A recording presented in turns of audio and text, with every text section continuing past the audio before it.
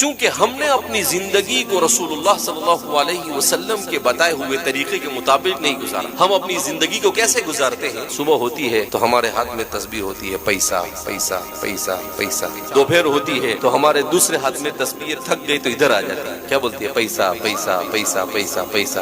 تو ہم کو اس دنیا میں پیسے کے علاوہ کچھ نظر نہیں آتا. پیسے کے بغیر تو زندگی گزار نہیں سکتے. ایسا نہیں، پیسے کے بغیر بھی زندگی گزار کے لوگ چلے گئے. پیسہ آئے حلال طریقے سے تو وہ برکت لے کر آتا ہے، اور اگر پیسہ حرام طریقے سے آئے تو وہ نحوست لے کر آتا ہے. یہ فرق ہوتا ہے. تو انسان، اللہ کے رسول صلی اللہ علیہ وسلم نے ہمیں جو تعلیم دی ہے، اس تعلیم کے اندر میں یہ نہیں کہا ہے کہ بھئی آپ دنیا کو چھوڑ دو، دکان مت چلاؤ، تجارت مت کرو، نوکری مت کرو، کچھ مت کرو، مسجد کے کونا پکڑ دو اور سبحان اللہ الحمدللہ کرو اور کچھ مت کرو. نہیں، کماؤ، دنیا بھی کماؤ. لیکن اللہ کے رسول صلی اللہ علیہ وسلم فرماتے ہیں کہ دنیا کمانا تو صحیح ہے مگر دنیا کا ہو جانا صحیح نہیں.